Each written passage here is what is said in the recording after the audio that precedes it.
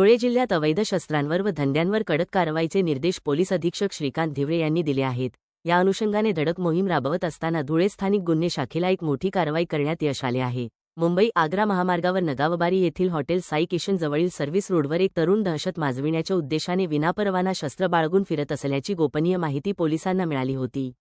या माहितीच्या आधारे एलसीबीच्या पथकाने सापळा रचून राहुल पांडुरंग पाटील याला शिताफीने ताब्यात घेतले।